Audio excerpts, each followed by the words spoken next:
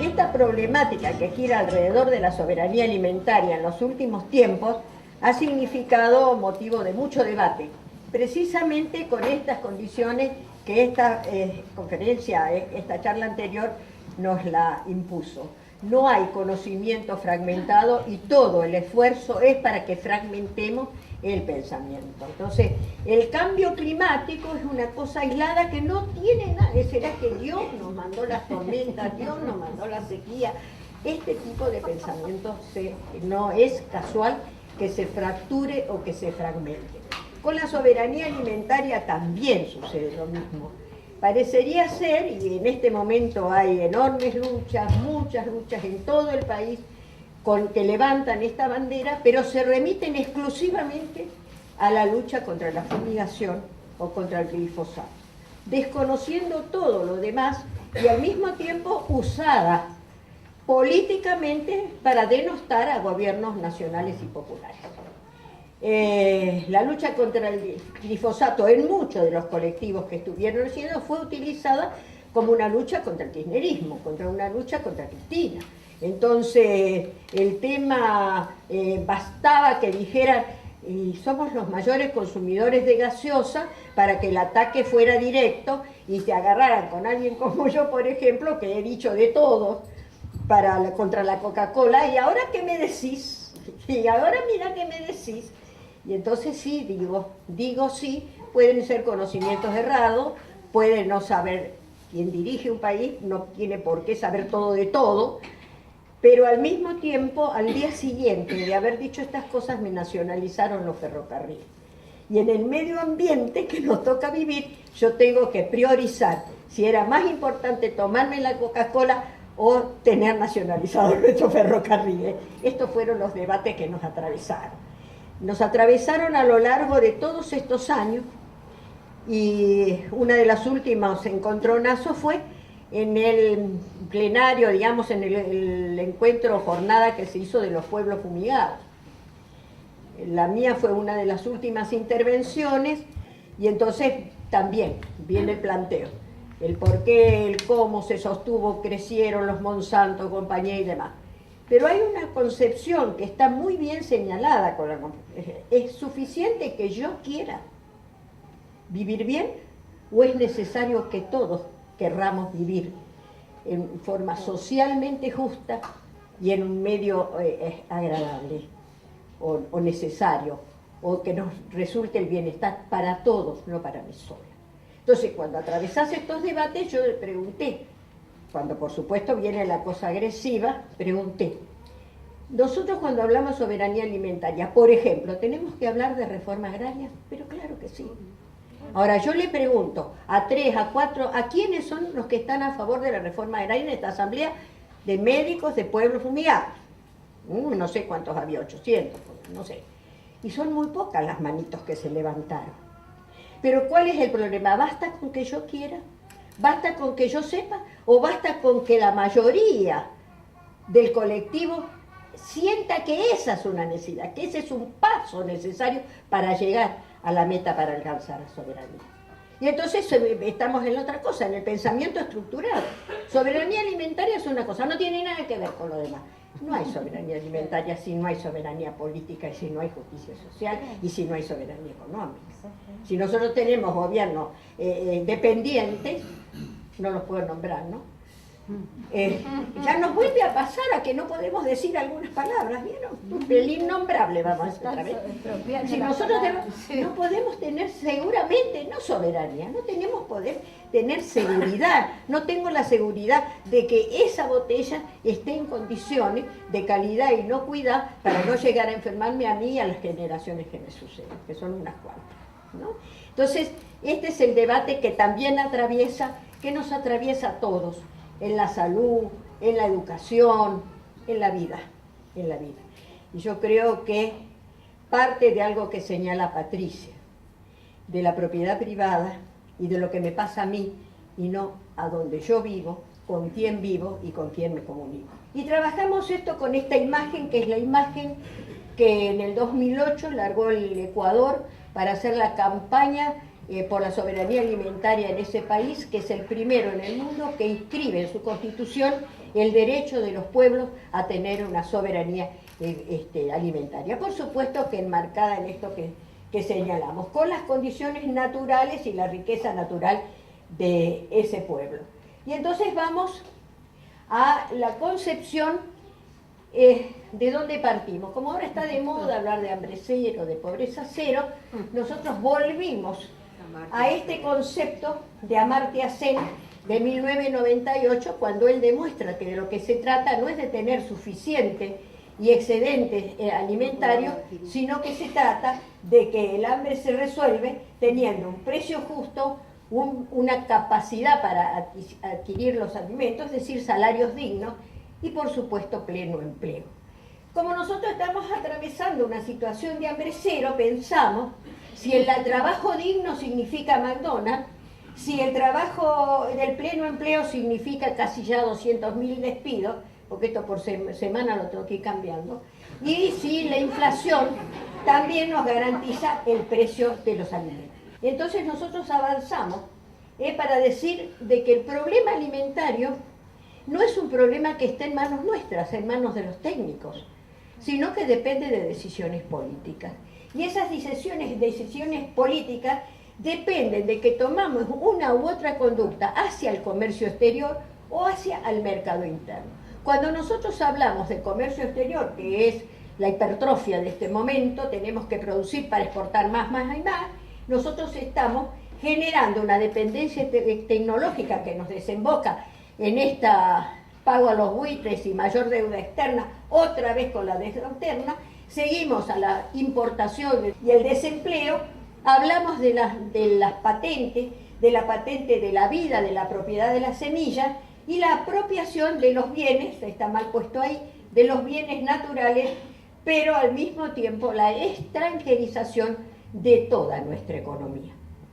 Y por eso, cuando nosotros decimos, y por supuesto son políticas de exclusión, en cambio si adoptamos desde las direcciones políticas, el desarrollo socioeconómico, el control de los precios, la protección a la industria nacional pleno empleo, estamos hablando de una producción agroecológica que va a determinar una determinada política. Y por eso yo apelé a Mafalda. Mafalda le pregunta, o le dice a la mamá, no tengo por qué obedecer a nadie, yo soy un presidente. Y la madre le contesta, sí, pero yo soy el Banco Mundial, el Club de París, el Fondo Monetario Internacional, el que dirige la política, para decirlo de alguna manera. Y entonces tenemos el tema de la malnutrición en el mundo.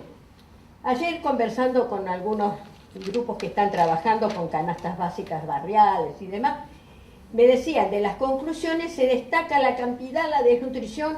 Ayer Polino, que estuvo invitado a nuestra cátedra, también habla del tema de lo que dice Manes, el desarrollo del cerebro y la gran desnutrición. Eso es lo que vende. Pero en realidad el problema, y acá tenemos nosotros el mapa del hambre del 2013, pero al mismo tiempo tenemos, casi al mismo tiempo, el otro, el de la obesidad. Entonces es en realidad una malnutrición, no es un problema ni de una cosa ni de la otra. Por eso decimos que la mitad de la población se encuentra mal alimentada, porque 3.500 personas sufren de hambre y de desnutrición o de obesidad. Pero también en esta desigualdad que tanto señalamos recién, el 6% de la humanidad consume el 52% de lo que se produce. Esto se llama desigualdad. Y entonces nosotros tenemos esta situación de que estamos en el ámbito de salud, de que se muere la gente. Y si vemos cuáles son las causas, allí las tenemos, que depende, antes decíamos, ¿de dónde salís para saber cuánto vas a rendir en la educación, verdad? Bueno, ¿en qué país vivís? Porque si es un país de bajos ingresos, miren ustedes, lo que va a predominar son las infecciones de las vías respiratorias inferiores, las enfermedades graves, ahí las tenemos.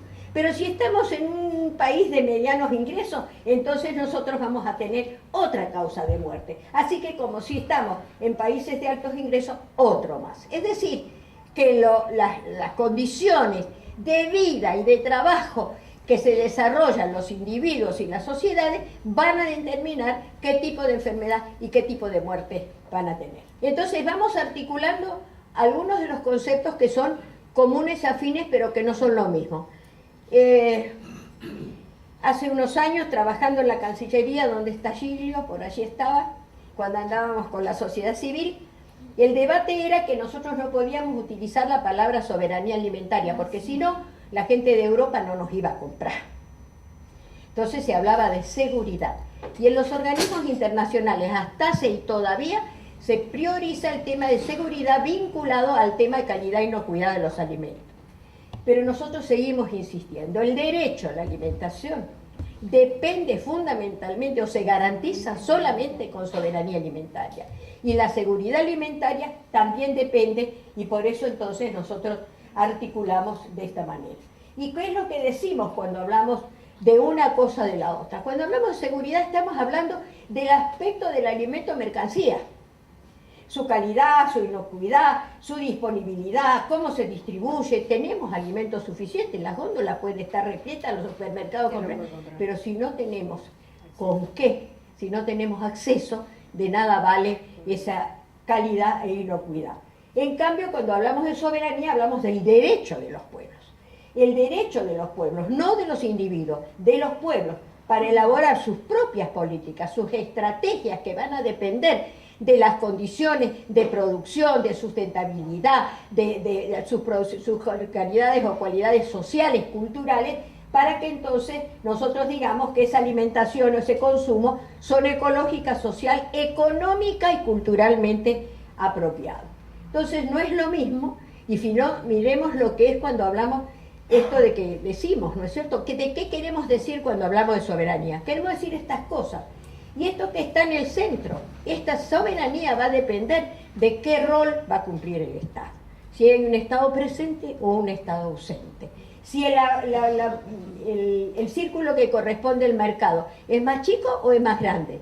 Y cuando tenemos realmente la participación social, la organización social, que evalúa, que controla, que propone, que sugiere y que consulta. Entonces, esto, miren ustedes, educación, vivienda, salud, producción, trabajo, todo esto, son como 30, así nomás, significa atender a cada uno de estos espacios, significa que entonces son los que garantizaría la soberanía alimentaria, con un Estado presente que dirija, coordine y regule el mercado. Y entonces vamos a lo que es la actualidad nacional y mundial. Bueno, el problema de la agricultura actual, dice uno de los dirigentes de Vía Campesina, es que no es un sistema orientado a la producción de alimentos y de comida, sino a la producción de dinero. Y entonces volvemos al concepto alimento-mercancía o alimento, un bien que tenemos que desarrollar. Y entonces decimos de que en este momento se produce una concentración monopólica y transnacionalizada con una dependencia tecnológica que se da en el mundo entero y en nuestro país en especial. Uno de los problemas que señalamos es el tema del monocultivo, a diferencia o en contra de la biodiversidad, que es una característica de la alimentación en nuestro país. Hablamos de la contaminación, tanto química como industrial, hablamos de la inflación y la especulación. Todos los colectivos que trabajan en este momento en el país, y es un debate que tenemos, no discuten el tema de la inflación o el tema de la especulación. Incluso en los tiempos pasados fue una señal de alerta, porque dijimos, cuidado, el desabastecimiento voltea a gobiernos constitucionales y se orienta en especial a aquellos de origen popular. Quienes si no tienen inflación, miren lo que sucede en Venezuela. Acordémonos de Chile, el desabastecimiento y la huelga de los camioneros. Acordémonos de Perón cuando puso los precios justos en su primer el control de precios en su primera presidencia. Y de Ilia, que se quiso meter con los medicamentos. Medicamento, alimento, tiene la misma raíz y los mismos productores. Y lo de la 125, amigos, no fue un golpe de mercado. Llamémosle la 125, con los que se llamaron del campo. Entonces, Esto por eso señalábamos y decíamos, la oposición está gigantando el problema de la inflación. Pero por otro lado, nosotros estamos, digamos, subestimando el problema de la inflación. Y había que prestarle atención. El tema de la concentración de los medios de comunicación. Este es otro de los problemas, la transformación de los alimentos y la competencia del alimento con el combustible. Es decir, utilizamos el maíz y la caña de azúcar para producir nafta. Y ya hace no sé cuántos años ya Fidel hablaba de la competencia entre nuestros estómagos y el estómago de los automóviles. A su vez, el tema de lo que se llama el calentamiento global, digamos, el cambio climático, que también tiene que ver. Este es otro de los temas que se toman en forma totalmente fragmentada. Fíjense, la lucha contra las mineras es la lucha contra las mineras. Y no por el derecho al agua, no por las poblaciones que tienen derecho a vivir en el lugar donde viven. No se menciona eso, es la lucha contra las mineras. ¿Y lo demás? ¿Y lo demás? Bueno, y entonces llegando con esto, nos encontramos con esta realidad. Esta 14, 15, 16, repito esa imagen, son las 10 empresas dueñas del comercio mundial.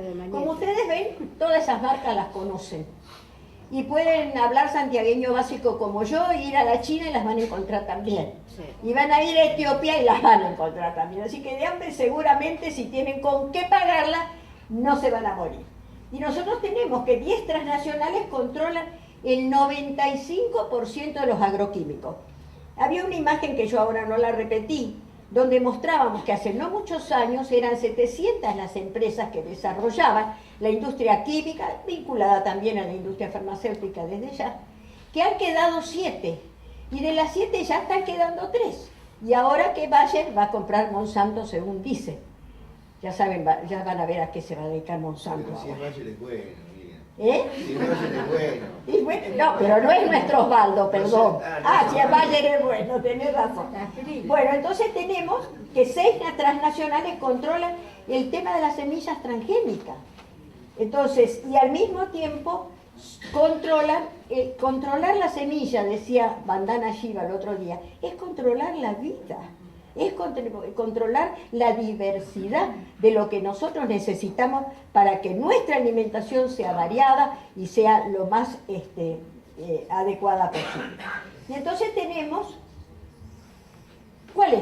¿qué es lo que pasa cuando hablamos nosotros de agronegocio? Nosotros planteamos de movida que nosotros estamos por el desarrollo de la agroecología y que nos oponemos al modelo del agronegocio, que es el modelo del capitalismo salvaje, directamente. Y si no, con ver todo esto, lo que significa la concentración de tierra, la expulsión de los pequeños y medianos productores, la pérdida de recursos para la producción de alimentos a nivel local, los alimentos más caros, la menor diversidad, es decir, todo este complejo desde ya queda a disposición de ustedes este material, ¿no es cierto?, para que lo vean.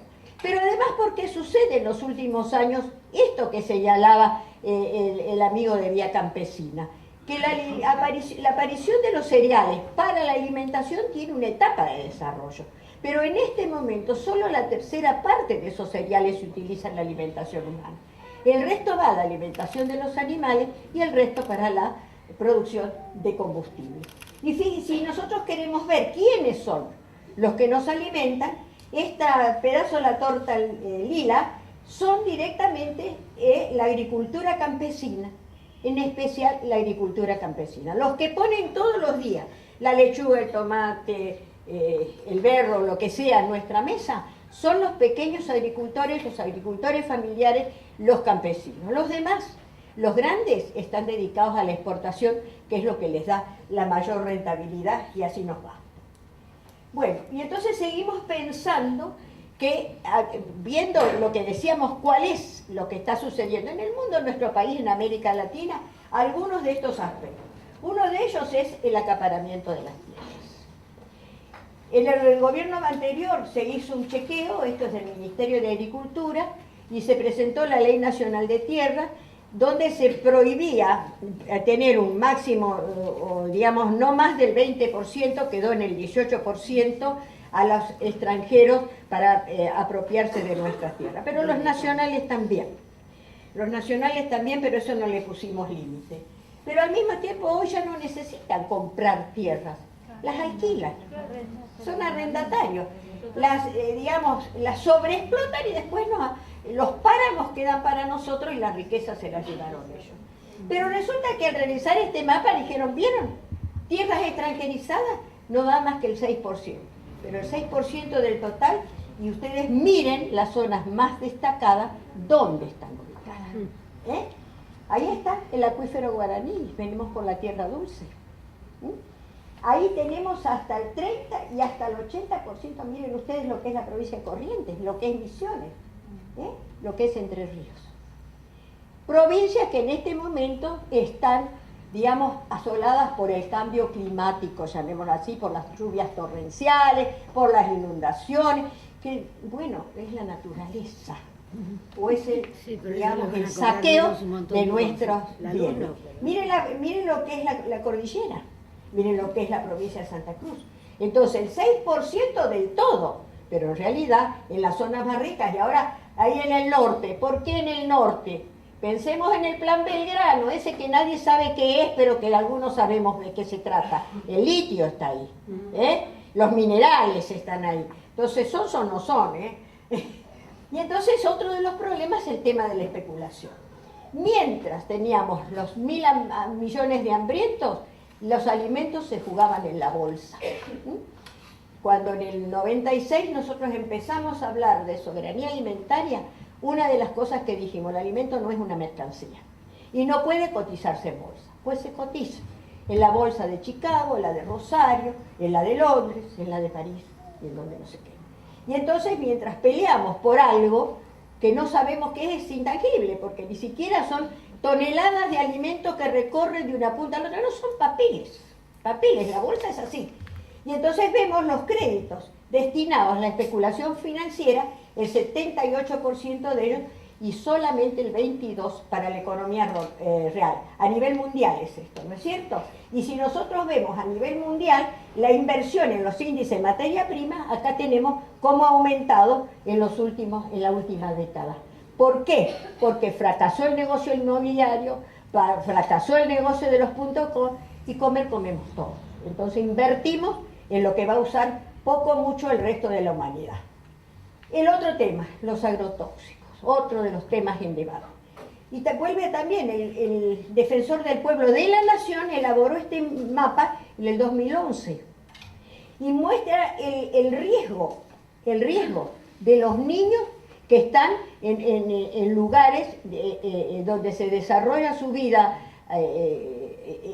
en medio de un lugar que no es adecuado para desarrollar su vida en plenitud. Y ahí dice, el negocio de vender químicos, con el glifosato en la cabeza, le asegura a las 3 empresas mayores, por supuesto, una facturación anual solo en la Argentina superior a los 2.500 millones de dólares. Bueno, después vamos a seguir hablando. Y si ustedes ven, dicen que cada vez los yuyitos necesitan más, porque no se pueden, porque son más, más resistentes cada vez. Y entonces tenemos estas dos. Miren ustedes, la línea roja es cada vez más utilizamos agrotóxicos y al mismo tiempo cada vez la producción está en baja. Y entonces seguimos con cuáles son los problemas que afectan y que dificultan el desarrollo de una política independiente en la alimentación. Y son los transgénicos, entre otras cosas. Y nosotros vemos que en cuanto a alimentos, hay solamente 4 cultivos: soja, maíz y canola como alimentos. Y el algodón, solamente, esto es lo que decía Bandana, todo lo que ustedes me cuentan sobre la soja tiene que ver con el algodón que nos pasa en la India. Es decir, ellos tienen el algodón transgénico y nosotros también. Acá en Misa de la Plata vio que hay restos, digamos, de agrotóxicos en el algodón que utilizamos a diario, que en este ambiente saben ustedes cuánto lo utilizamos y todo para qué. Y entonces vemos que los mayores cultivadores de transgénicos, el 97% de los transgénicos, y hablo de alimentos, se producen en América. Con Estados Unidos a la cabeza, Brasil que nos superó, nosotros también, todo lo que es el Mercosur. Por algo estamos en disputa también. Sí, Paraguay, directamente, que pierde un gobierno popular también, porque directamente el golpe lo da Monsanto y las transnacionales. Y entonces han transformado eso en un cultivo de soja, mientras los médicos están señalando que los hospitales de Paraguay han tenido que dejar de atender o desplazar en las internaciones a las cuestiones comunes de la clínica o la cirugía para dar lugar a la internación en especial de los niños y de los problemas oncológicos y hematológicos. Bueno, entonces otro de los problemas es el tema de los agrocombustibles. Entonces vamos a usar la soja para hacer nafta o el biodiesel, vamos a utilizar el maíz o el azúcar para lo mismo. Y entonces tenemos todos los pros y los contras, pero que tenemos que tener presente que para llenar un tanque de combustible se puede con esa cantidad de granos alimentar a una persona durante un año. Acá viene si las decisiones son políticas o técnicas. ¿Cuál es la decisión? Ustedes se han fijado de que en Europa, a raíz de la crisis, han dejado de comprarnos, de España en especial, estos llamados bio, nosotros les llamamos agrocombustibles, entonces nos está sobrando, hay algunas plantas que se han cerrado. Entonces, ¿qué hacemos? Inyectamos a la nafta un poco más para dar salida a esta producción.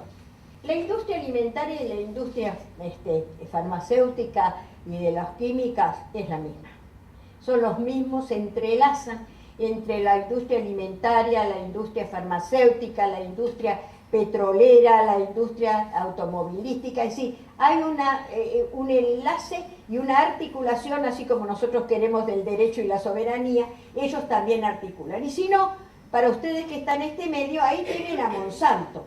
Pero fíjense en ustedes todas las compañías, las vamos a ver después, que derivan de esa. Y hay otra imagen también, no la traje acá, donde aparecen las 5 empresas más grandes químicas, a su vez son las dueñas de la semilla, y a su vez son las dueñas de la tierra, y a su vez de la exportación y toda la cadena que esto significa. Y vamos al cambio climático. ¿Te acordás, Giglio, cómo discutíamos con esta comisión la comisión que tenía a su cargo el tema del cambio climático no quería saber absolutamente nada con los de alimentación o de salud, nada. Eso era el cambio climático y nada más. Y bueno, tuvimos que pasar estas inundaciones, tenemos que ver este análisis interesantísimo que hace Graín y que muestra que el 50% de lo que se produce y del modelo productivo es el responsable de estos problemas que tenemos de calentamiento global. Porque la producción, por el modelo productivo, como dijimos, porque la utilización de la tierra es diferente, por el transporte empacado y la venta, por los desperdicios, pero al mismo tiempo por la desertificación, la pérdida de los bosques. Y entonces llegaron estos dos análisis. Acá el investigador del INTA, del Marco Juárez, dice, no estamos de acuerdo que los excesos hídricos se deban a la falta de obras ni al exceso de lluvia, sino más bien a cuestiones asociadas al proceso de minería, es decir, el extractivismo que sufre la agricultura y la agriculturización de las últimas 2 décadas. También apunta a la responsabilidad del poder económico a través de los agronegocios. Y sigue diciendo, 10 millones de hectáreas pasaron de la actividad ganadera mixta con preponderancia de la soja, es decir, pasamos al monocultivo.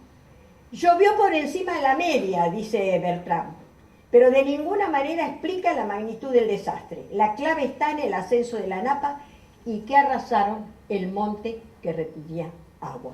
Y allí también, cuando fue la inundación de Luján y de Pilar y demás, también los ecólogos Rubén Quintana y Marta Adelman también dijeron en los cientos de indicamientos el tema de los country, en donde se produce una competencia a través del negocio inmobiliario por los barrios cerrados o por el cultivo de soja. que se hace sobre los humedales y va desplazando cada vez más al cordón de cintas de chacras y de quintas que teníamos abasteciendo las ciudades. Este es uno de nuestros dolores, de nuestros pesares y de incluso la ley de bosque y la ley de no sé qué, que no se cumple por supuesto. Esto es la zona grisada, lo que era toda la zona del Amazonas, el impenetrable, la zona de, miren ustedes, Brasil, Paraguay, que ha quedado reducida a estos puntitos negros exclusivamente. Estos son los bosques que nos están quedando hasta ahora.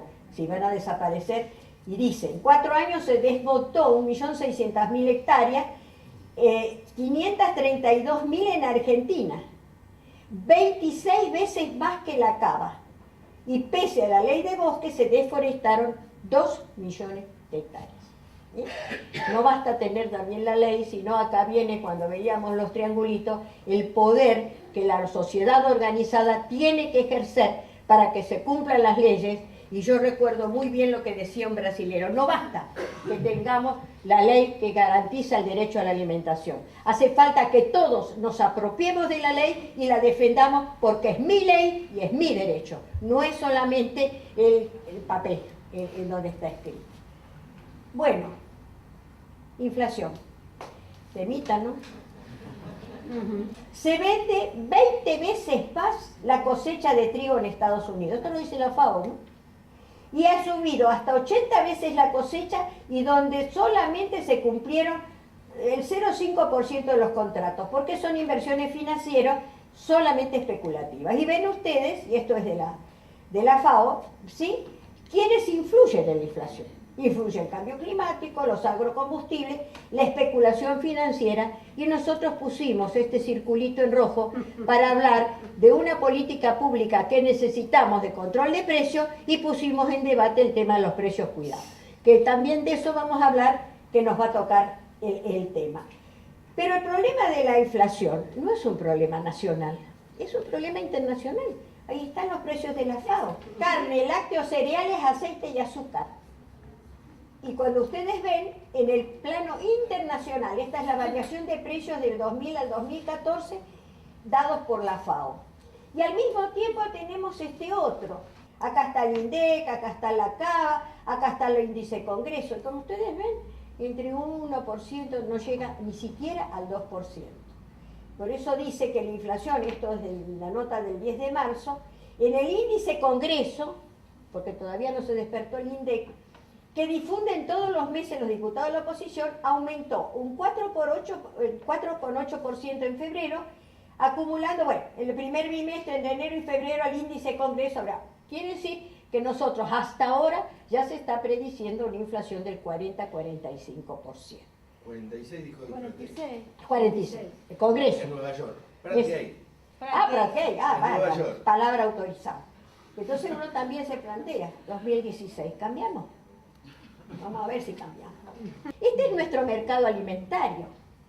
Y ustedes ven que la cerveza, la hierba, los enlatados, el aceite, el azúcar, ledesma, enzimas genocidas, concentran el 75% de la producción y de la distribución y el comercio de azúcar en el país.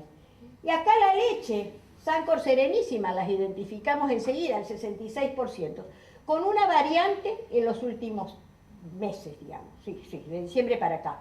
Arcor, que va a merecer, ya está globalizada, estar dentro de esas 10 que señalamos, ha comprado la Serenísima. Es decir, que nos vamos concentrando cada vez más.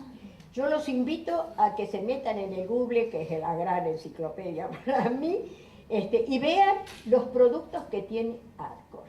Y entonces se van a acordar que ustedes se desayunaban con la cerealita o la galletita express, con este café, con aquel té, con aquella...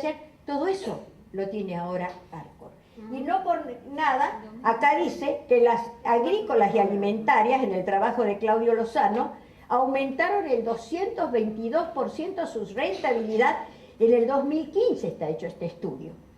Y Molino solo, porque no puede bajar los precios, el problema de los precios de buena voluntad, aumentó el 583% su rentabilidad. Y entonces vamos a ver quién es Molinos enseguida, Pero también veamos la otra multinacional que actúa en nuestro país, Nestlé. Miren todos los productos que tiene Nestlé. Y esto yo me lo copié del amigo Medardo Ávila, que decía que en el 59, en la década del 50, en la Sociedad de Pediatría, se presentó como un milagro la leche en polvo. Que ustedes saben, ustedes están en la salud y saben lo que ha significado para los pueblos más vulnerables la utilización de la leche en polvo, utilizada con el agua contaminada. Nosotros lo hemos visto nosotros trabajando con médicos en el mundo en el impenetrable. Entonces dijimos, basta de que la ayuda vaya en las inundaciones mismo, por favor, no a la leche en polvo, no hay agua para reconstruirla. Entonces, pero si está la otra leche, no, pero es un problema de logística. Claro, la logística se impone sobre la vida de los niños que en el hospital del impenetrable se morían de diarrea, precisamente por esta situación. Y entonces vino la década del 90 y vino la soja. El juguito Hades, ¿a que no saben quién se lo ha comprado? Adivinen. Al Hades, que fue un desarrollo de la industrialización de la soja, la compró Coca-Cola. Miren ustedes, ahora, hace poquitos días. La milanesa de soja y al mismo tiempo la utilización de la soja en los preparados, en las leches que se llaman maternizadas. Cuando en el 2002, siendo la Chiche ministra de Desarrollo, nosotros nos reunimos, convocó ella para que aceptemos la soja. Y bueno, la rechazamos y la Sociedad de Pediatría dijo entonces, prohibida para menores de 2 años, no recomendada para menores de 5 y para adultos, ¿adulterosería o adultos?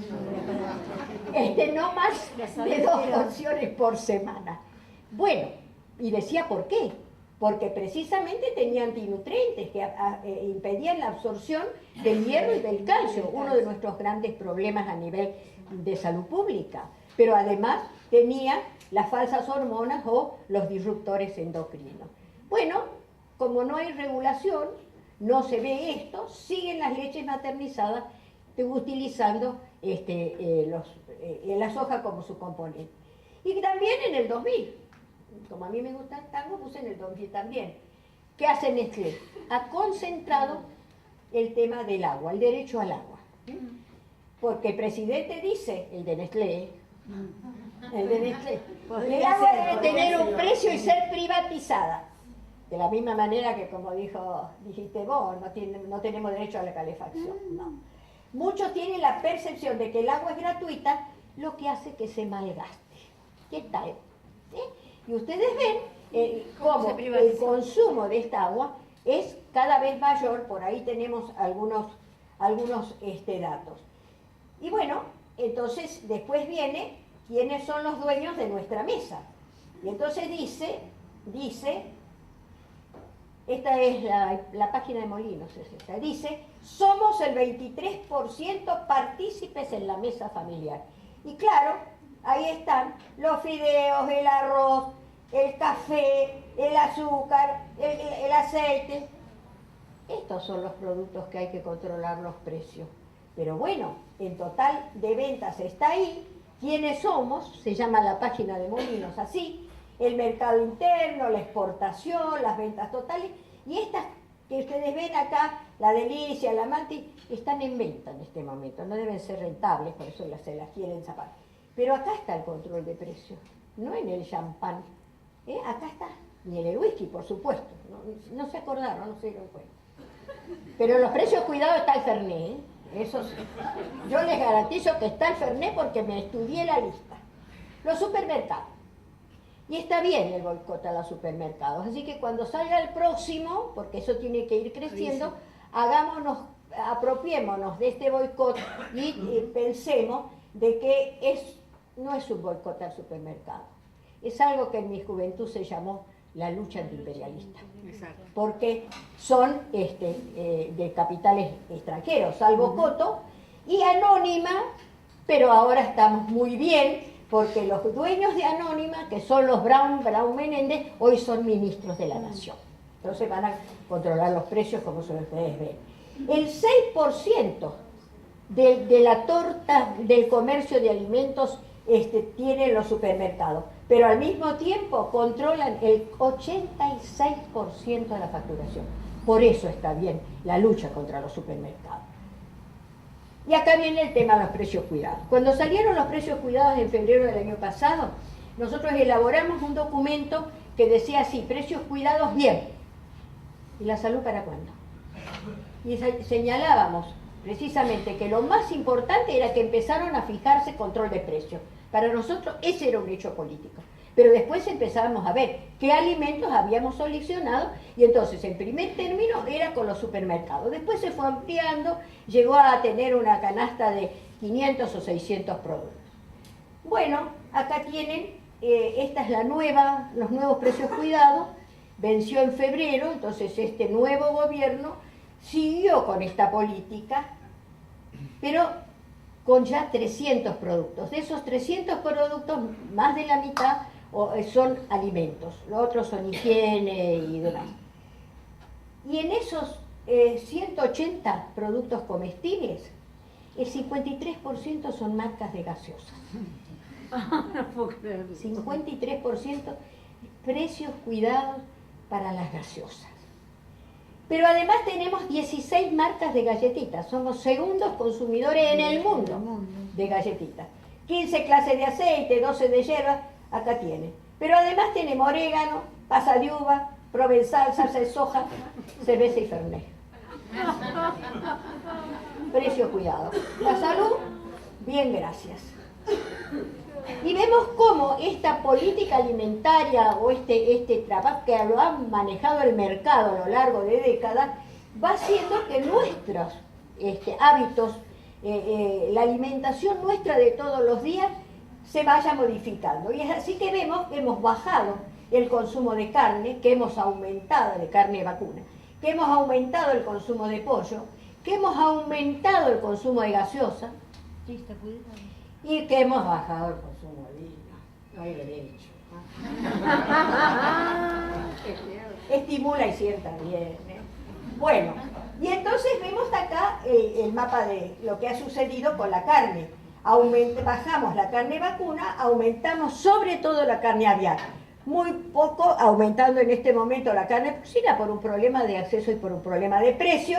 Y por supuesto el pescado sigue muerto de risa porque no es una opción de sustitución, porque el precio compite con el precio de la carne vacuna y además solo está en los centros comerciales más desarrollados y no tienen acceso a los barrios. Una política que señalamos en el documento nuestro, que era una política acertada, esa política decía carne para todos, verduras para todos, pescado para todos, porque esas camionetas iban a los barrios. Y entonces tenemos el otro problema, el mercado frutihortícola. Las nutricionistas decimos consumo más 6 porciones vegetales, ¿verdad? Y es imposible. Los precios que están, hoy viene una verdulería a Buenos Aires, 70 pesos el kilo de berenjena. 45 me pidieron el kilo de zapallitos de La Plata hoy. Entonces podemos, hay un problema de dificultad de tema económico. Pero ustedes miren que se da, en el caso del mercado frutihortícola, una producción atomizada, porque son los pequeños agricultores familiares, las pequeñas quintas, que son arrendados, no son dueños de la tierra. Ese es otro problema que está agigantando los precios. Pero la comercialización sí que está concentrada. Y entonces se dan esta situación. 430 camiones entran a diario en el Gran Buenos Aires para abastecer, 13.000 por mes. Y en todo este periodo, a partir del 2001, lo que se han desarrollado son las ferias populares directamente de productos. Cada vez hay más, en cualquier parte del país. Acá en Buenos Aires, la de la Facultad de Agronomía, la más importante, hay 100 productores que están esperando poder tener un puesto porque están desbordados. Una inteligente medida, están con los bolsones de este tipo de productos. Ya tienen una demanda de 5.000 bolsones por día y llevan 3.000, no pueden alcanzar a la producción, a la demanda, que ha sido cada vez mayor. Bueno, el agua, el mercado de las bebidas, acá estamos. Y entonces ustedes ven otra vez lo que decía de las aguas mineralizadas, los jugos. ¿Qué me decía una verdulera de Solano? ¿Qué es lo que más vendo? Dice, según que esté la primera quincena, la segunda quincena o el resto de la semana. Pero por día yo vendo, dice, 2 bolsas de papa y media de cebolla, huevos y juguitos, los sobrecitos, los juguitos. Eso es la bebida que se utiliza. Fíjense que el mercado de los jugos concentrados es 15%, los licores, los vinos, las gaseosas, 42% las gaseosas. Somos los primeros en el mundo, allá estamos, 131 litros por cápita, acá tienen cómo se distribuye. Y entonces tenemos el otro mercado, no he seleccionado por casualidad estos ítems, el mercado de las golosinas. Yo vivo en Lomas, pero estoy a 7 cuadras de la estación de Lomas, 7 cuadras de la estación de Banfield. Y si ustedes analizan sus barrios, lo van a ver. Tengo desde ahí, para ir a la verdulería, tengo que ir a una u otra estación. Pero en esas 7 cuadras han aumentado los kioscos de golosinas, la venta de empanada y de pizza. Alimentación saludable que le dicen. Y entonces, esto se acompaña de una publicidad. ¿Dirigida a quién? A los niños. Este alerta ha llegado, y acá están los avisos, los menos saludables, miren ustedes el número de avisos, solamente los menos saludables son el 65% de los avisos.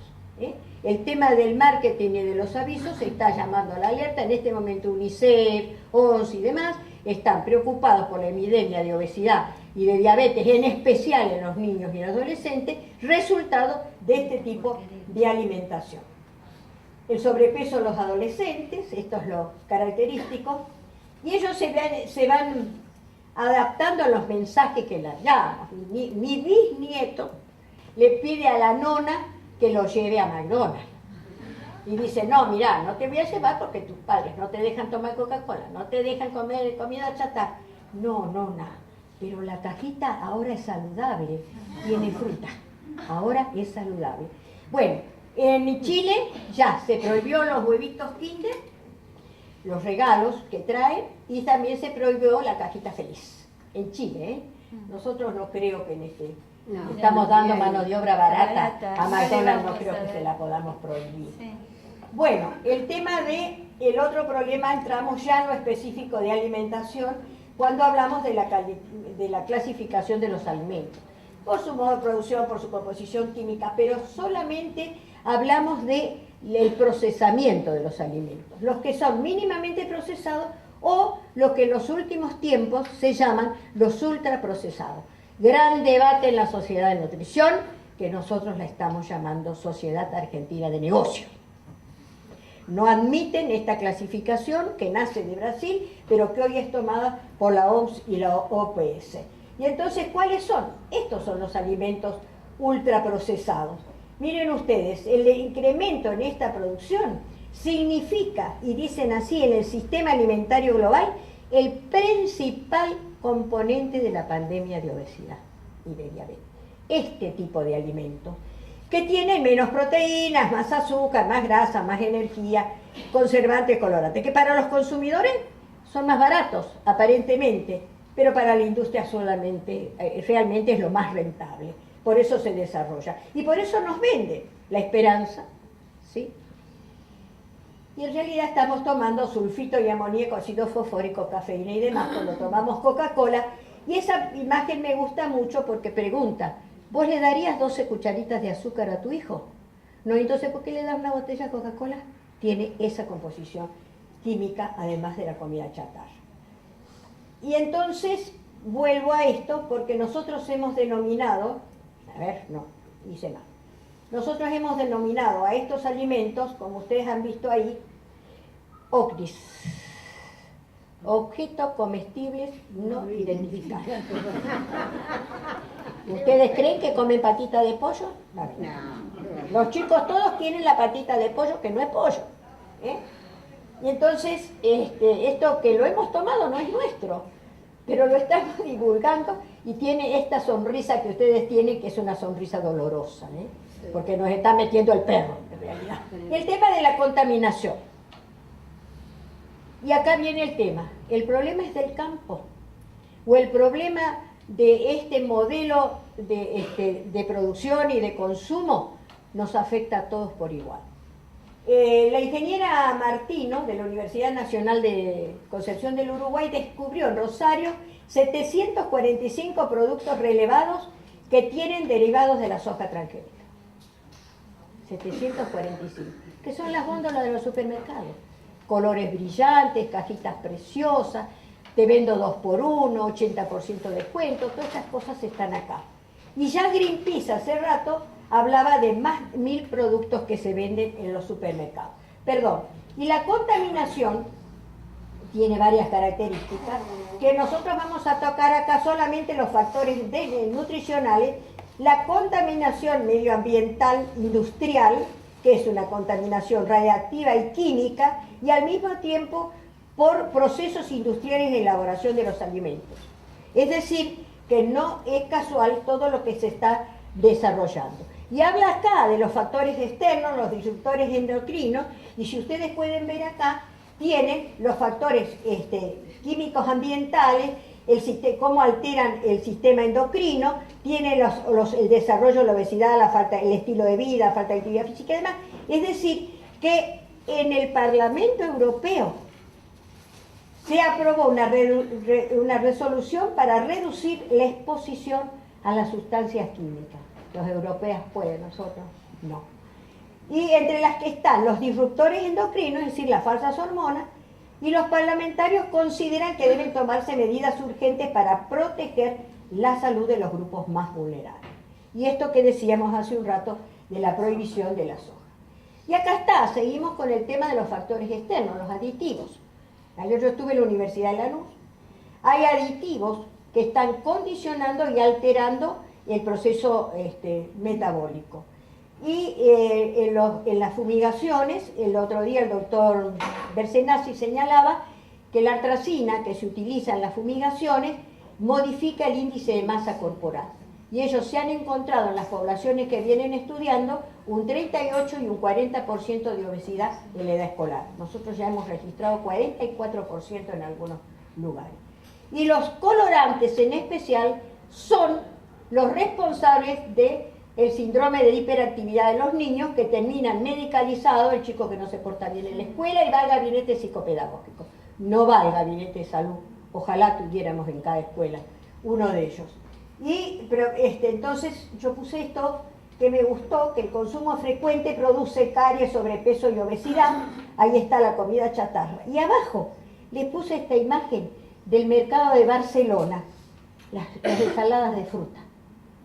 Con 2, con 3, con 4 frutas, la oferta de cereales, de semillas y de frutas secas. Montemaíz, el estudio de la Universidad de Córdoba, acá está la incidencia de enfermedades de cáncer y de neumopatías, este es el mapa. Sigamos con esto. Cáncer y sojización, este es el modelo. Y ustedes ven que en donde cuanto las hectáreas sembradas de soja las superponemos con los lugares de mayor presencia de enfermedades oncológicas. Y acá está media deformada esa imagen, pero en nuestra provincia de Buenos Aires, miren qué grado de contaminación tiene. Esto es un estudio de la Universidad de La Plata, encargada por el defensor del pueblo de la provincia. Algunos parece que existen. Y vamos a la situación nutricional de la Argentina. Esto se dio en octubre, noviembre del 2015, que ustedes van a ver que ahí no hay aumento de la desnutrición. Hay una disminución de la desnutrición crónica, como se puede ver, del 12 al 3%. Pero al mismo tiempo puse esta imagen del 2000 al 2013, el cambio, esto hecho por las nutricionistas, cómo aumenta, la amarilla es la obesidad, y disminuye el peso normal, y al mismo tiempo se mantienen los problemas de desnutrición por debajo. Lo que aumenta es la obesidad. Las enfermedades crónicas no transmisibles, que acá las tienen. Acá está todo el análisis de cuáles son las causales de estas enfermedades, y los problemas que producen. Bueno, ¿cuáles son las causas de una sociedad que engorda? Los alimentos adictivos, porque una de las características de este tipo de alimentación que utiliza algunos productos como el jarabe de maíz de alta fructosa que son realmente adictivos. Y entonces tenemos además la agricultura, que es una agricultura corporativa. Nosotros no podemos hablar de que tenemos una mayor producción de agricultores. Tímidamente avanzamos en estos últimos años, ya los borramos, desapareció la Secretaría de Agricultura Familiar y el Ministerio no es más de Agricultura, sino de Agroindustria, igual a agronegocios. Entonces, la menor comensalidad familiar, esto es la menor actividad física de ella, y algo dice ahí, la falta de ética de los medios de comunicación. Ustedes vieron recién cuántos mensajes son o no son saludables. El exceso de toxinas en el ambiente también está considerado. Y entonces sobre el tema de obesidad, sobre todo en el ambiente escolar, el ambiente obesógeno en la infancia, cuando no hay horarios de comida, cuando no hay acceso a alimentos frescos, cuando el 70% del líquido que se consume son gaseosas y no agua, cuando entonces tenemos mayor acceso a alimentos de mayor densidad energética. Acá están todas las acciones que están dirigidas a este torneo, y este es nuestro mapa. De esto no se habla, o se habla poco. Escandaloso es decir en la Argentina que produce para 40 millones, cosa que es mentira, tenemos los niños con hambre. Pero no decimos que por resultado de este tipo de alimentación industrializada tenemos también este resultado. Y esto es la encuesta nacional de enfermedad de riesgo que se hizo en el 2013, la última. La prevalencia de diabetes, miren ustedes que también, como ha aumentado. Y no puse, para no cansarlos ya más de lo que ya están, el aumento de la obesidad y la diabetes en la etapa escolar. Pero está en la encuesta de factores de riesgo, tercera encuesta es. Y acá está el veneno silencioso. Ah, se ve que les gusta este estado, ¿no? Mire la torre de hamburguesas ahí, y qué gorda que está, y encima con celulitis, ¿a vos te parece? Bueno, este es el veneno silencioso que, como ustedes ven, está en todos estos productos que consumimos a diario. El jarabe de maíz de alta fructosa altera el metabolismo e incluso impide la secreción de la insulina. Tiene mayor poder, por eso lo usan. Por eso la Coca-Cola tiene esto, no tiene azúcar. La mayor parte, y no voy a poner, creo que no puse lo del etiquetado. Si ustedes van a ver, la letra es esta. Jarabe de maíz de alta fructosa, ni siquiera dice qué es. En este momento estamos trabajando con un proyecto, que seguro que no va a salir, pero bueno, para reemplazar el jarabe de maíz de alta fructosa por los jugos de frutas naturales de las zonas de las regiones, por ejemplo, las de Neuquén son una, las de Mendoza es otra, y demás. Bueno, el tema del marketing, para ayornar, ¿no es cierto? Y acá yo tengo dos imágenes que las repito hasta el cansancio, estas dos de arriba. Son las barcazas que recorren el Amazonas para vender la sopa y el café a las poblaciones originarias. Esto es marketing. Por eso la Conferencia Internacional de Nutrición dice que los gobiernos deberían proteger a los niños en especial por la formación, promoción y publicidad de los alimentos. Los nutricionistas elaboramos un consenso para los comedores escolares donde planteamos escuelas libres de propaganda comercial, dirigida a los alimentos en especial. Y entonces, ¿esto no pasa? ¿O no nos pasa? Sí. A ver, empecemos a pensar que es lo que estamos consumiendo. Porque a mí me falta, yo estoy vieja, necesito más calcio, entonces estoy tomando Lendencia.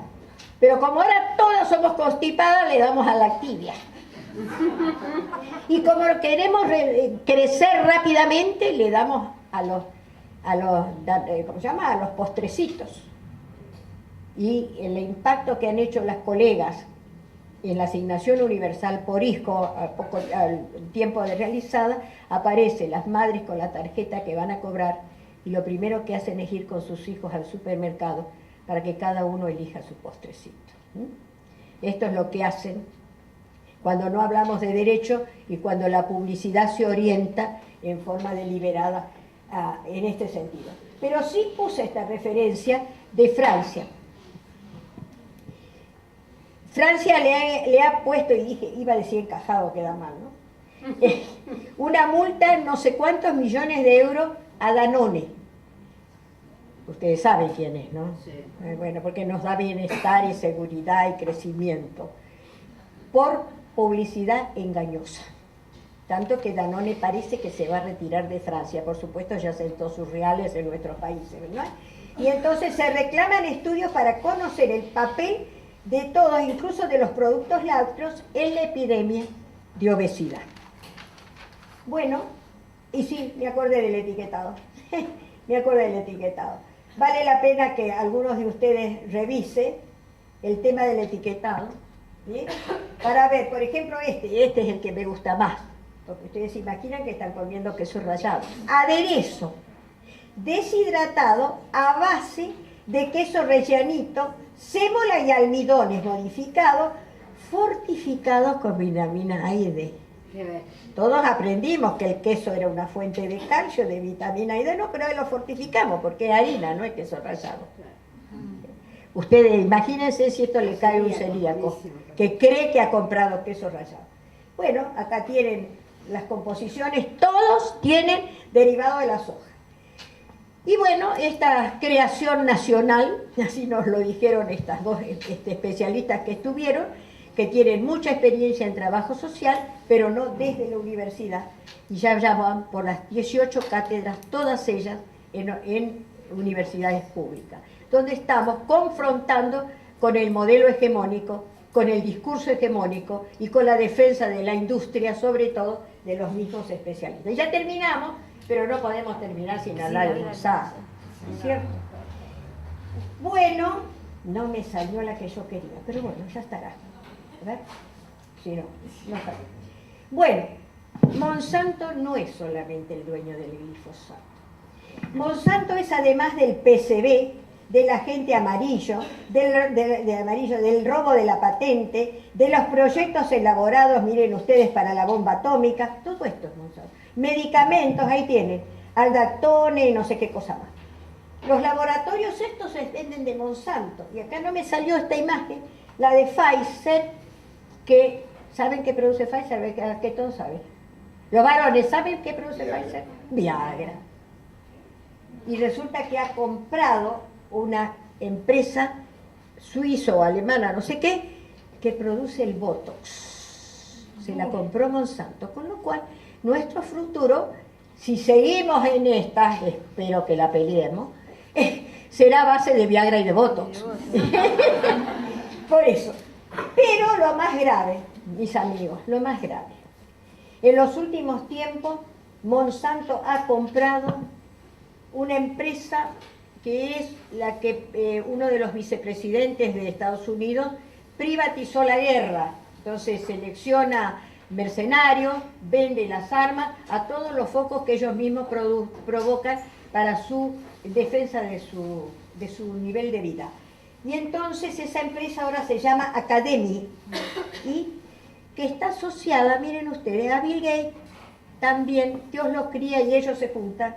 Y entonces acá los tienen, son, dice, los que han impulsado la Alianza por una Revolución Verde en el África, cuyo objetivo es favorecer el uso de las semillas transgénicas que produce Monsanto.